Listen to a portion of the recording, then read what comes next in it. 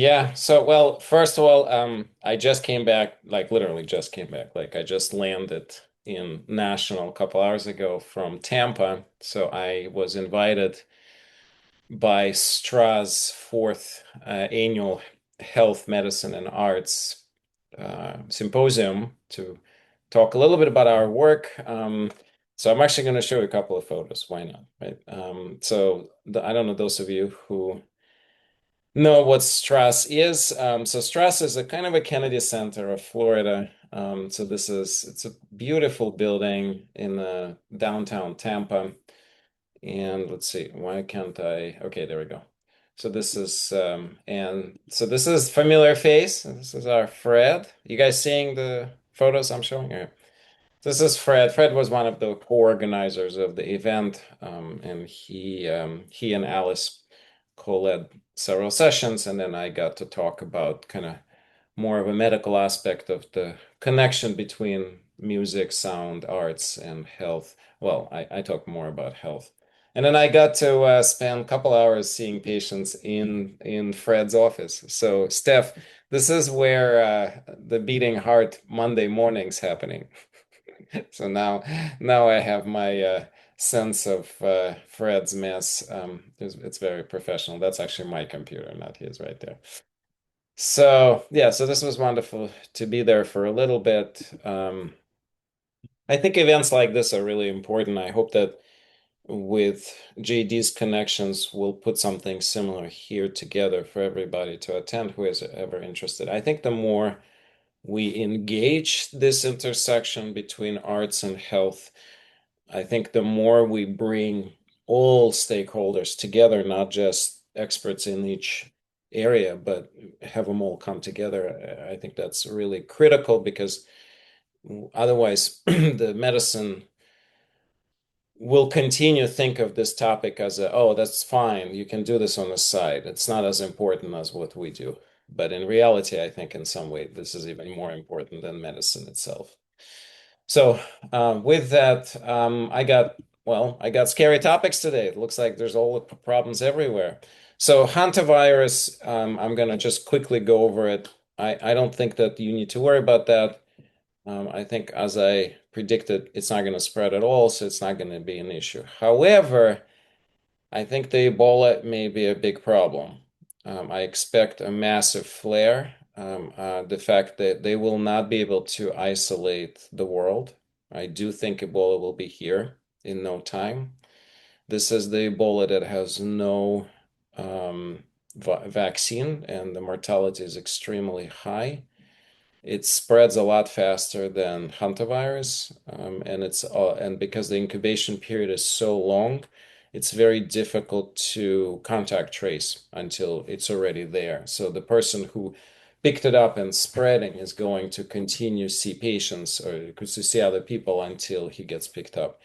I do think that it won't turn into the global pandemic, so don't worry about that. But I think that it will be dominating the news for the upcoming many weeks. I expect thousands of deaths. I expect tens of thousands of cases. Why? Well, I'm basing it on a last similar episode, which basically got picked up a lot earlier. This one they missed. So the spread has already occurred. We know that exposed people are already traveling outside. So I think we need to keep an eye on the news as much as we can. I think we need to make sure that we are not we're cautious. I think those of you who are going to travel in the summer, you know, take precautions, wear a mask, you know, be vigilant, especially if somebody physically close to you is sick. That's the reason to really try to protect yourself. So yeah, um, yeah. So I think that right. So there are BBC and there's other reporting agencies that are gonna help us to constantly stay on top of this. I think because it is an international outbreak, chances are it's going to be easy to follow. I think WHO seems like acting very quickly and very early, which is good.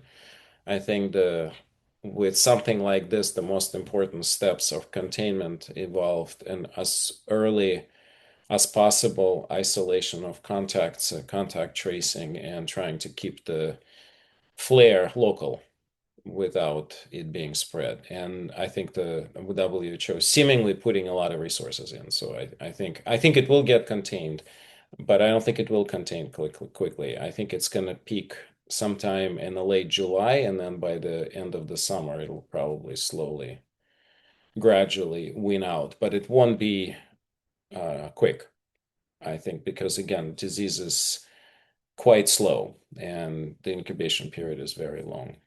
So, all right. So with that, I don't actually have a specific wellness topic for today prepared.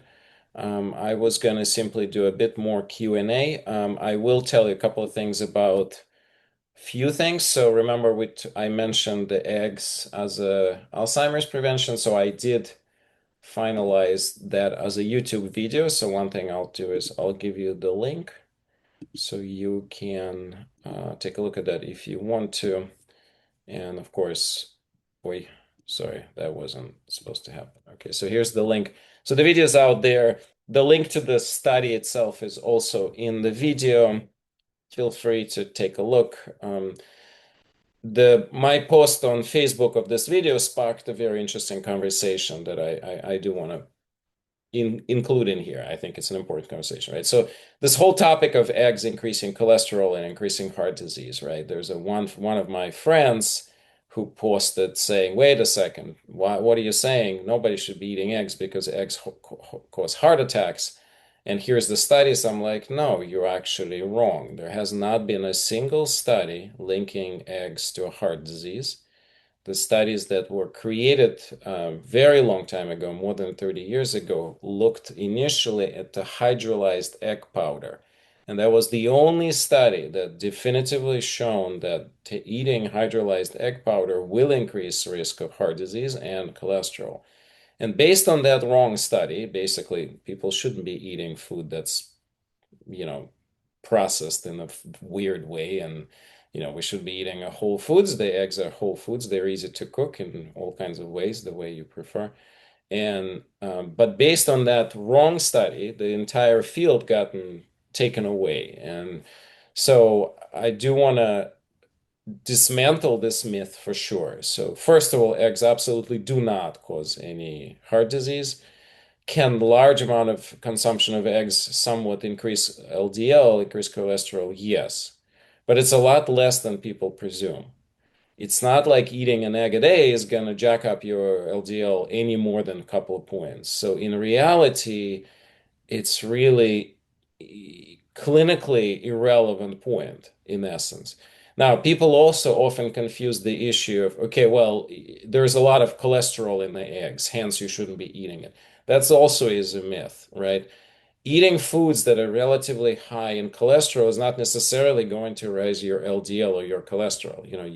I always make this joke. You can't get the, you know, blood transfusion from chickens, right? So it's the same principle here. You can't really easily, eat cholesterol high foods and increase your cholesterol. Everything we eat gets disassembled. It gets broken down and it gets processed in a certain way.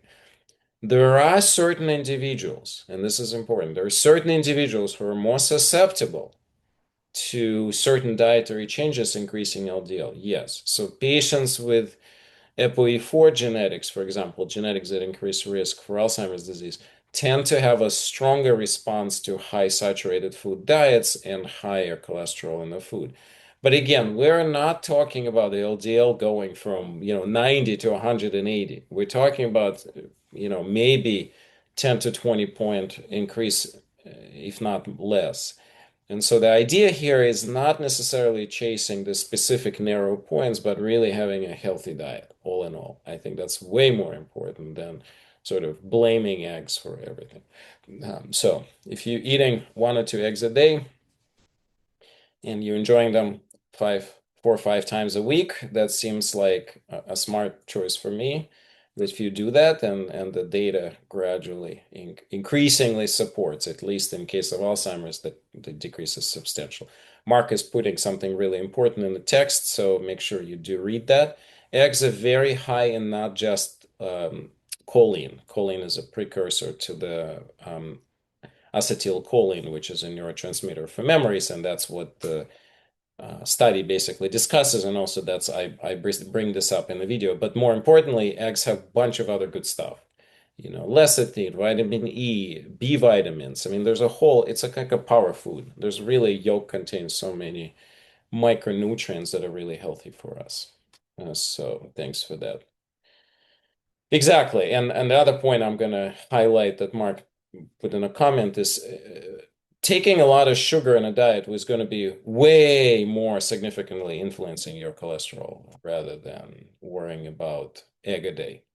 So, all right, with that, let's turn to questions. I mean, we have about healthy 10-15 minutes for questions. So I'm going to take it slow. Just want to remind everybody again, if you are my patient and you have a clinical question for me, don't put them here. Please stay after the meeting at 3 o'clock. We will stop the recording and I will have time with you personally. All right, let's see if we got any questions. I'm going to start from the top. I think I missed some stuff here. What is the best to lose belly fat besides from taking medication? That's a complex question, Randall. I don't know if we ever actually had a little. Well, we had several people present on weight loss in this meeting. Trying to remember, maybe Janet has better memory than I do. Maybe Janet can, or Stephanie can think of somebody. But we had some people present on it. It's a difficult question to ask quickly. There's a lot of different methods. One of the methods I mentioned is, since you asked specifically belly fat. Belly fat is a little bit harder to get rid of compared to some of the other components or other places. Definitely doing core exercises for the core muscles, including abdominal muscles, and shouldn't be crutches. Crutches don't necessarily gonna melt your belly fat. You need to do a bit more complex for the belly for it to sort of be impacted. But that's definitely one way. And I would say that there's different schools of how to do that. I would just mention you just need to be persistent and you do need to do it not just one exercise. Generally, you want to engage all of the abdominal muscles in different ways and repeat this, let's say, every other day. So there's a consistency and doing it for maybe 15 to 20 minutes each time, something like that. So that's definitely one way to do that. Mark put a really good couple of comments as well, so I'll leave it at that. You guys can read them. All right. I have read that eating colorful vegetables and fruits is good for health. I love to snack on colorful fruits like ripe mangoes, bananas, dark-skinned grapes. However, I'm aware that they're very sweet. Yeah, so Gerard, it's a great point. I think I'm in agreement with you.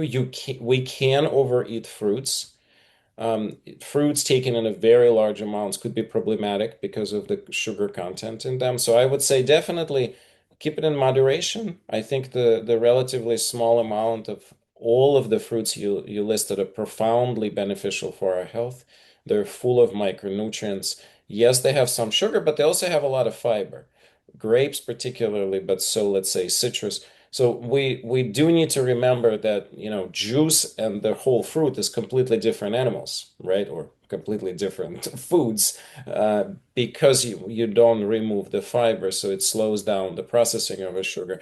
But nonetheless, you can overdo the fruits. So I tend to think that the old paradigm, you can eat up to 10 fruits or vegetables per day, should really be stacking towards more vegetables and kind of keep the fruits. You can definitely have some, definitely several servings per day. The question is, which ones? And so, yes, maybe concentrating on balancing them. I think the berries are really important for various reasons. The berries are thought to be very good for the brain. So I tend to think that kind of having a serving of berry and a couple of servings of fruits per day would probably be optimal. Yeah, Mark, I can tell. So do I. I love my eggs. I think it will take a lot of negative science for me to say goodbye, eggs. In fact, I have a strong opinion that that will never happen because I think eggs, one of the few animal foods that are really have almost no side effects and quite beneficial for us. You know, you can't say the same, say, for large amounts of red meat, for example.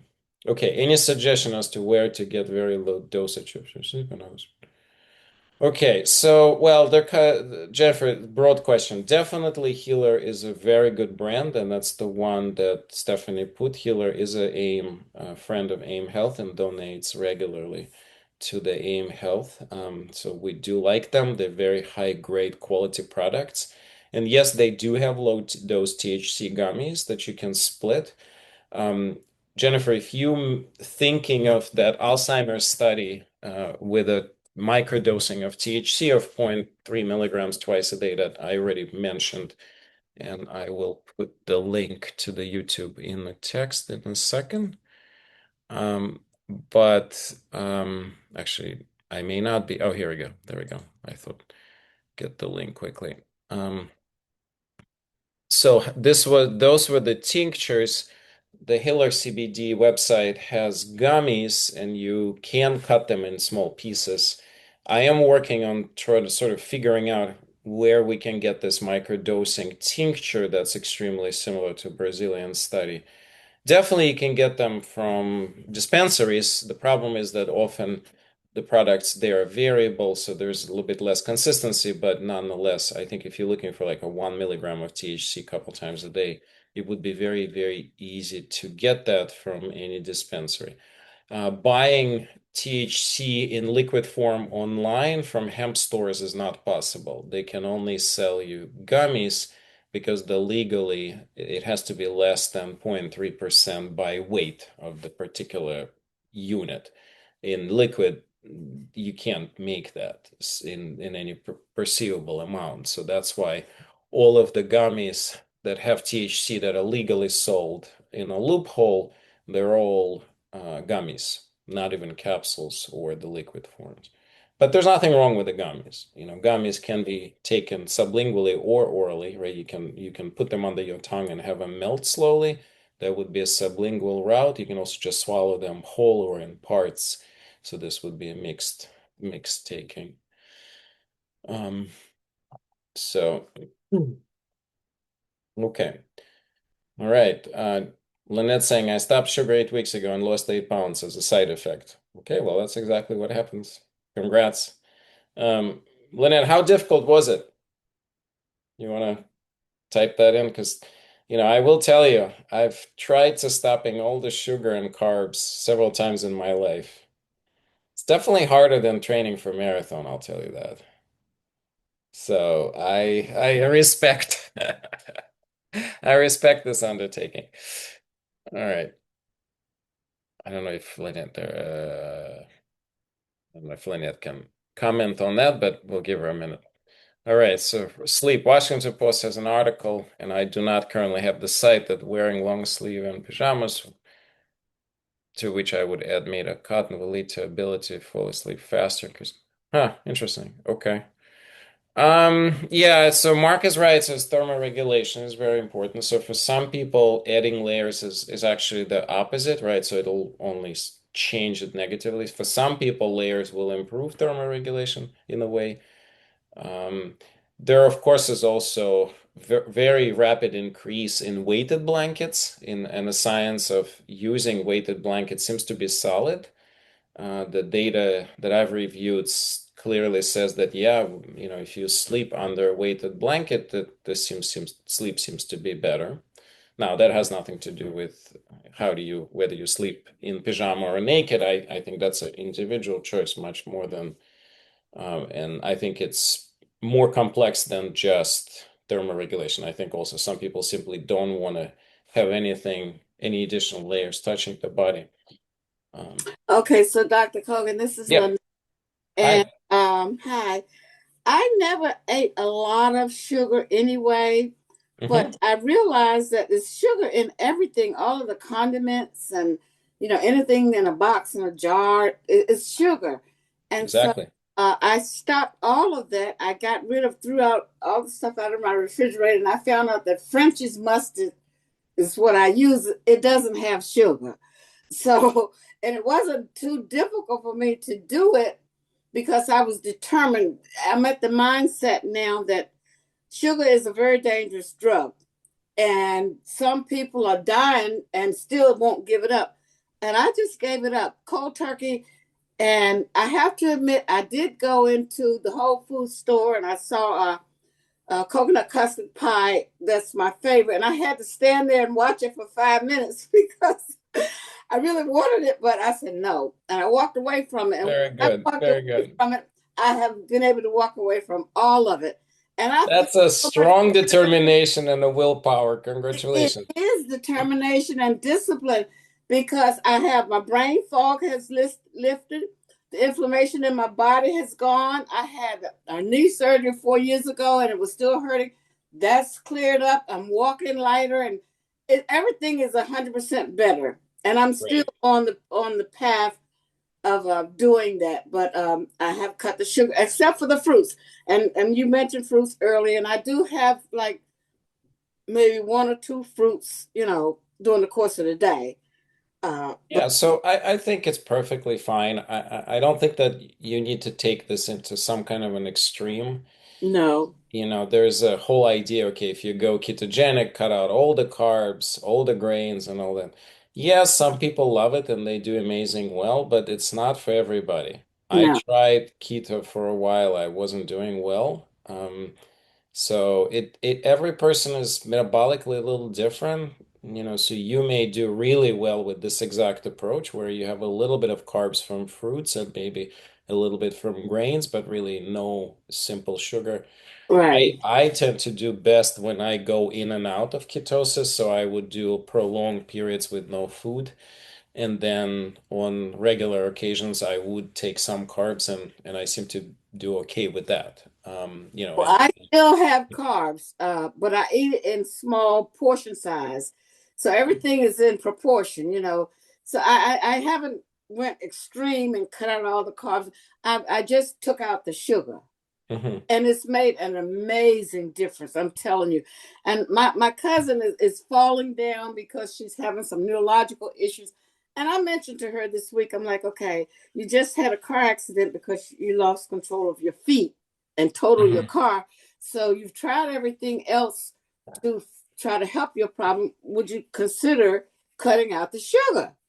She said, "Oh no, I can't give up the sugar. I mean, you're falling down and you're having all these problems. You tried everything else, but the one thing I think that contributes to a lot of illnesses is sugar." Absolutely.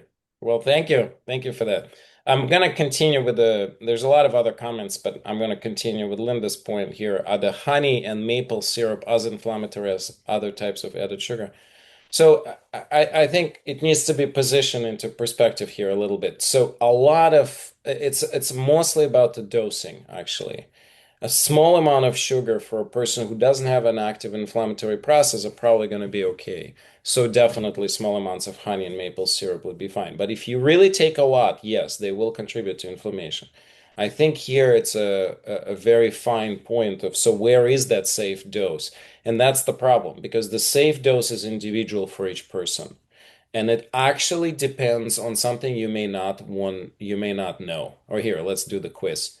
So what is the safe, what is the amount of sugar based on that would be safe for someone? What particular body function or body capacity? I guess I'm asking tough question. I know only Mark will figure this one out. All right, so I'm just going to give it away so it's basically your muscle mass. If you have a pretty high muscle mass that is metabolically very active, you will be able to consume a lot more sugar. You'll be able to burn that sugar faster and safer. If you're either metabolically slow for whatever reason, because you may be recovering from a disease, from illness, or you simply lost muscle mass, your amount of carbohydrates may need to go down quite a bit because you will not process them well. So there's also that point of, and yes, some people even who have a very high muscle mass may still go ketogenic and do amazing well. That depends more on some other parameters, but that's a general concept build, and that's also a reason why it's so important to build muscle is that we able to be more metabolically fit. The more muscle mass you have, the more metabolically fit you are. And it's not just purely muscle mass. It's also how do you use the muscles. You can have a bodybuilder who is barely using those muscles for other things, or you can have a relatively lean person with not a huge muscle mass, but that person using the muscles very regularly and very efficiently. And so that person may have the best metabolic parameter for resisting more sugar in their diet. So just want to bring that up. No, I've never read that. I think the potatoes are potatoes. That's gonna be the carb load, whether they hot or cold. I don't know why would that change an inflammatory response. I doubt that. Okay, so Mark wants for me to comment on isolates versus full spectrum and synthetic cheaper medical CBD. So right, so we always on this channel prefer for people to get a full spectrum extracts of plant, whether it's a hemp or cannabis, it doesn't even matter. Of course, we also orient ourselves to a specific active ingredients, let's say THC or CBD. There is a gradually increasing amount of synthetic CBD on the market. I think most CBD is still isolate. So the isolate means they will take all of the plant, extract everything, but then isolate CBD, put it in a bottle and sell it. So that's called an isolate because it's just CBD. So they remove the rest of the full spectrum stuff from terpenes, flavonoids, etc. So we mostly like full spectrum because we know that full spectrum seems to be a lot more effective for all kinds of conditions, and it also seems to be safer. So the THC side effects tend to get improved when you have other molecules in there in the mix. So I think that is an important distinction. Okay. Yeah, interesting. Some people saying that it's easy to get rid of sugar. Well, I'm happy if it is you because it's never it's been easy for me. It's one of the hardest thing I've ever done. So okay. It's so wonderful to have Stephanie back with us. She was recently at Kripalu, and I don't know if she's gonna talk a little bit about that. Maybe you can just, Steph, how about you just tell people what Kripalu is? I think it would be good for folks to hear a little bit about it. Sure. So Kripalu is located in Stockbridge, Massachusetts. I'm not sure if many of you have heard of it, but it is quite a magical and healing place. I had the privilege of actually having a scholarship there, and I'll put a link in the chat for others to connect to it. But they have a program called Retreat and Renewal, which is priced pretty equitably. And it allows people to basically just go for maybe just one night to the property and do drop-in classes. They have a wide variety of offerings such as meditation, yoga, which is their primary focus, and beautiful, delicious, nutritious food, Ayurvedically based. And it was a true gift to go there. And so I'm actually still up in the area in the mountains. But let's just take a moment to center and get our breath. A lot in the news regarding health, and so we might want to just close our eyes, take one hand to your heart and one hand to your belly.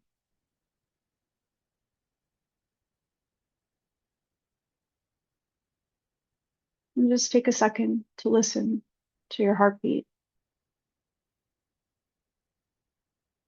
Notice the rise and fall of your belly.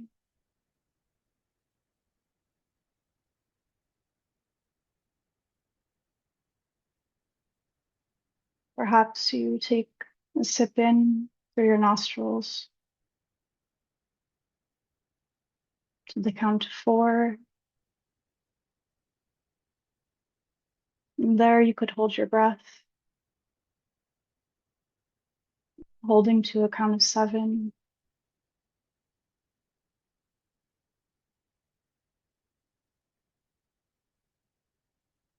And then slowly exhaling through your mouth to a count of 8.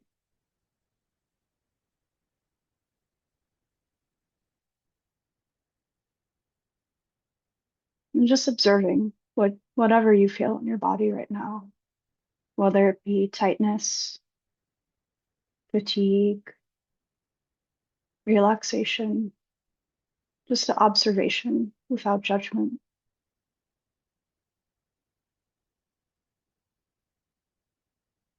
And we can repeat that breath in the same way. Again, inhaling to the count of 4 in your nostrils, holding at the top to a count of 7, and exhaling through the mouth to a count of 8. And doing this in your own time. Take as long as you need.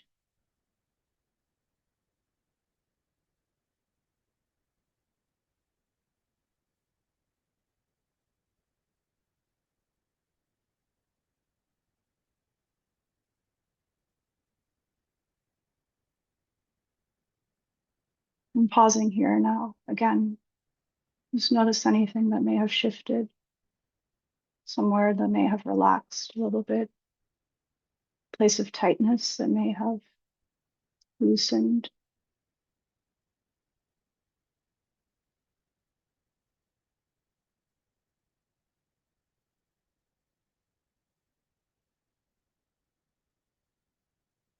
And we'll do one final breath in this manner.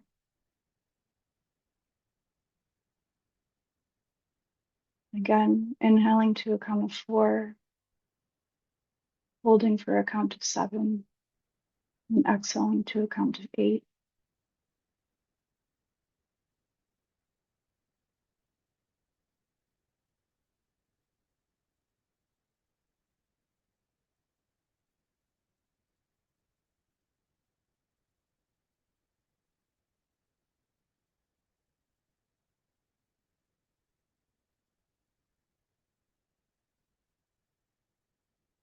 And pausing here again.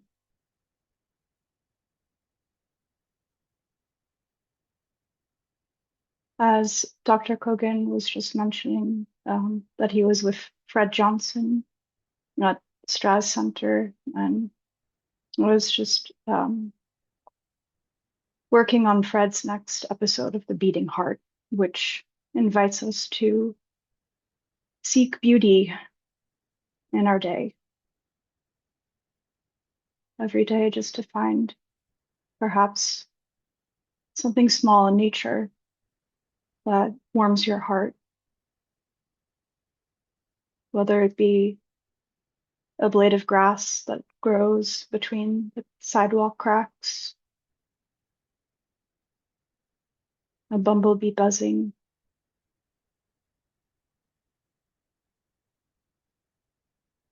a puddle of water reflecting sunlight,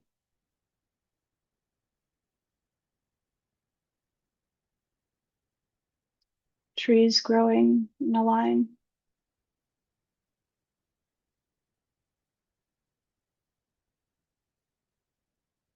the smile from a familiar face,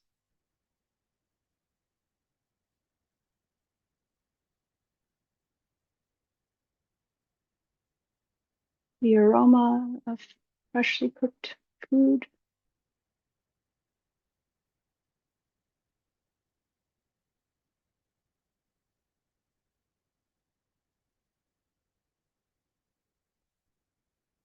wind blowing through against your skin,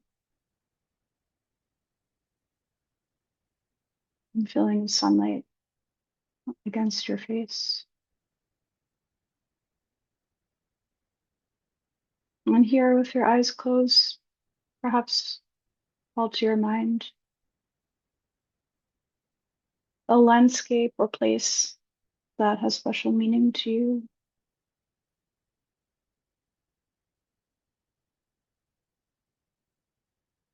Remembering that any time in the day, anywhere you are, you can pause in this manner and reconnect to yourself.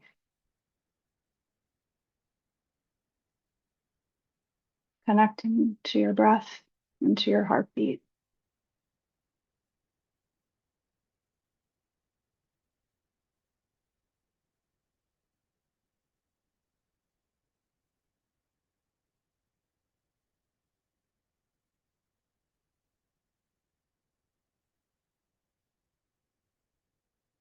And then your own time, whenever you're ready, you can slowly orient yourself back to the room, perhaps feeling the chair beneath you, your feet on the floor.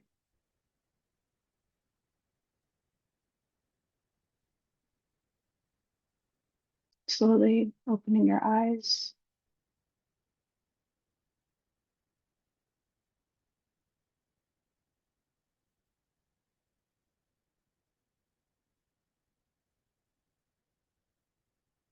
And letting your eyes maybe take a little walk around the room to orient yourself. And pick one object and just observe the different colors there, and different shapes and textures.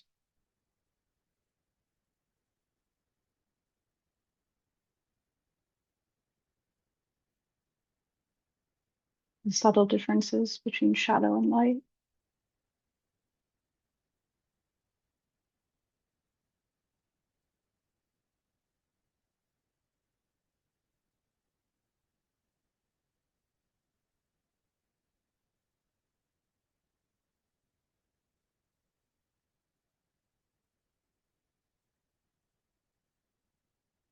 You can do a little bit of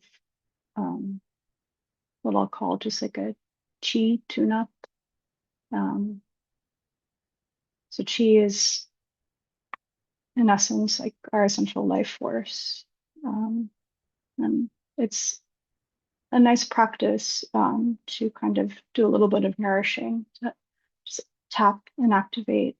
So this you could do anywhere. This is a micro practice. So we can just do this with our hands today. And we can focus kind of on the head and the face. So we'll take our two hands and just rub them together. Feel the warmth start to build. Maybe you notice that your hands are a little moist or dry.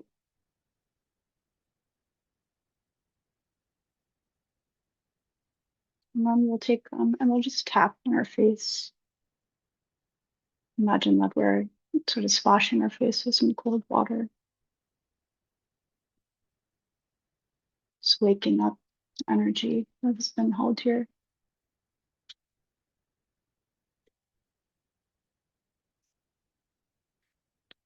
And then take our index and pointer finger and go to the back of the neck here, sort of at the occipital bone behind your ear.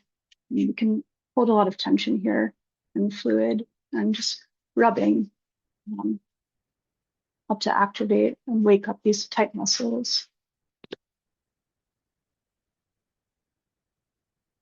You can do this with your eyes closed. It can help you kind of tune in a little bit better to your body.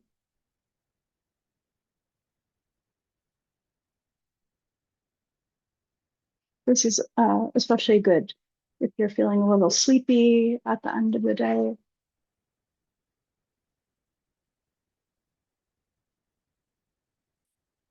And then next, we'll just take our hands and kind of cup them and just scooping into your neck here. Soft,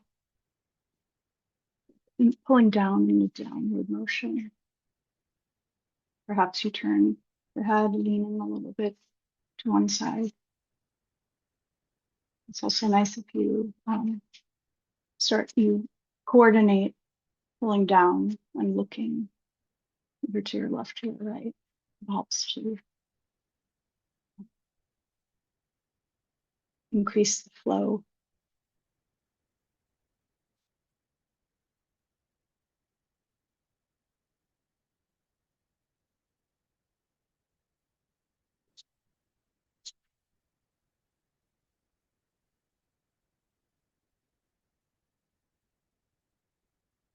And then we'll do the same thing on the other side.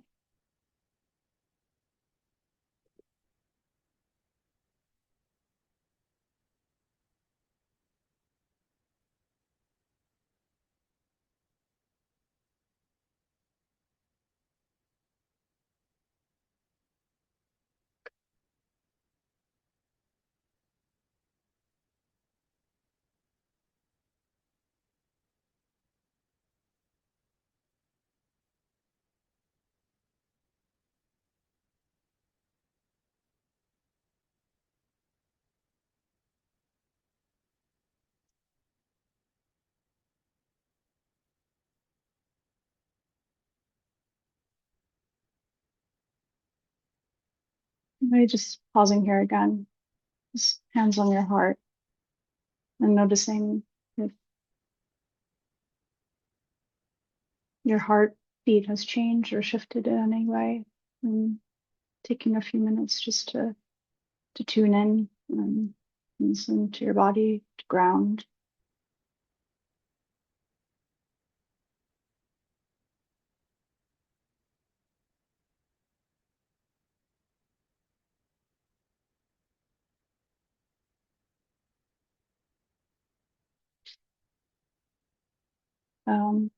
Our next practice we could do is interlocking our fingers, just really like in a prayer shape.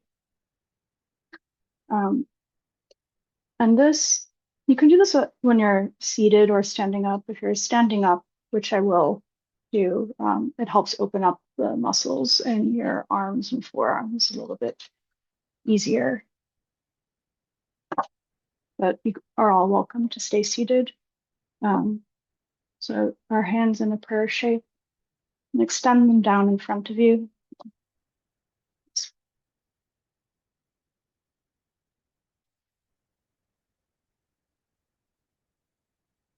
And once we meet here, whether you're seated or standing, to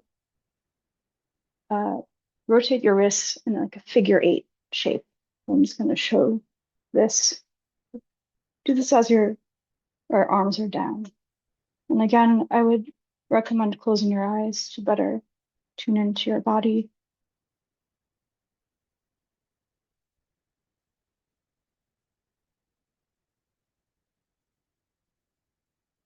I'm really working into the nooks and crannies, the tight places. We tend to use our hands a lot through the day, whether it be typing or holding our phones or a bottle of water. And tension can really be held here.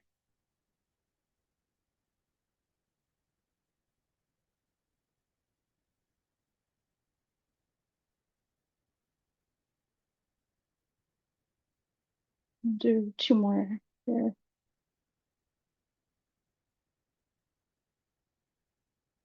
And then reversing direction.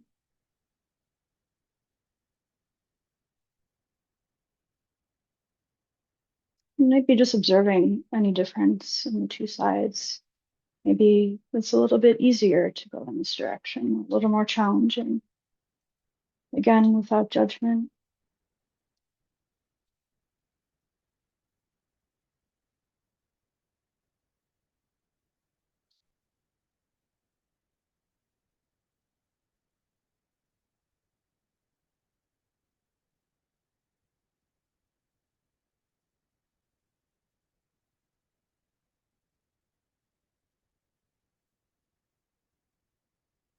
And do 2 more on this side.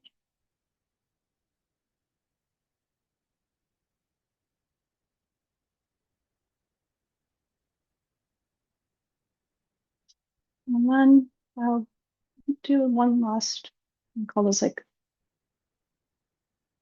I think it's a belly of the arm. So you'll take, you can start on the left or right, it doesn't really matter. Just extending out your arm in front of you. And with the other hand, gently pressing down on your fingertips. And you'll feel the stretch in the forearm, at least the belly of the arm.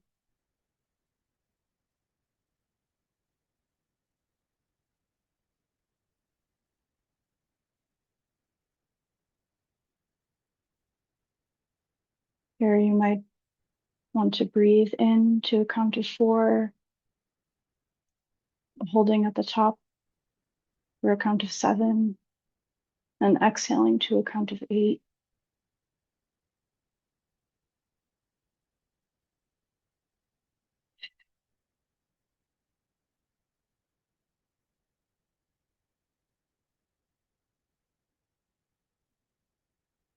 And one more breath here.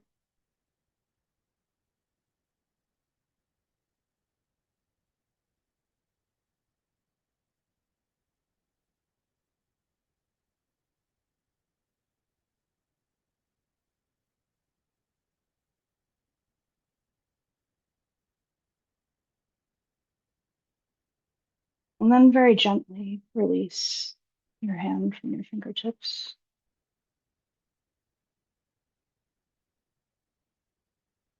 And drop your arm to the side, perhaps with your eyes closed, observing the difference now between the two sides.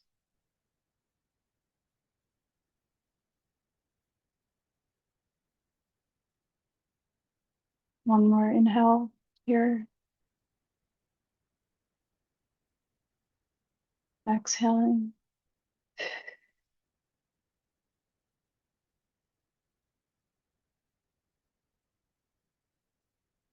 And then we'll go to the other opposite side. Again, extending your arm out and meeting it with the other hand, gently pulling down with the fingertips.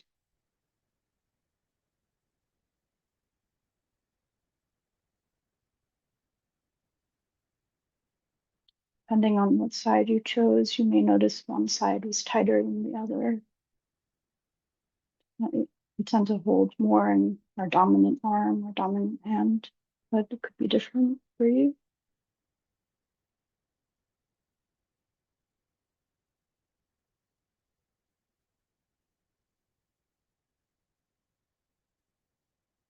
Again, inhaling to a count of 4, holding for a count of 7, and exhaling to a count of 8.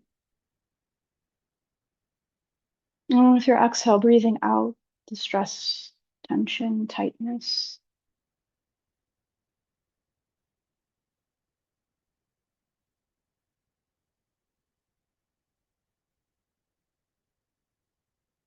And one more.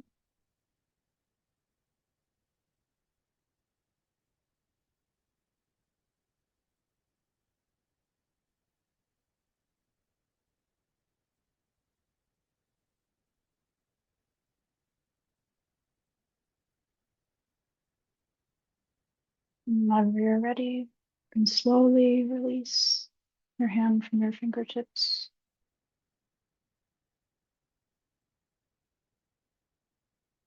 And let your arms gently glide back to the sides of your body.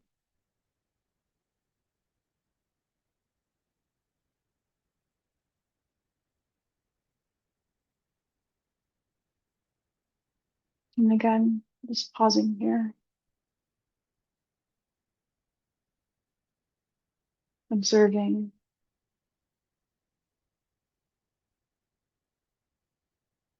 a shift that may have occurred.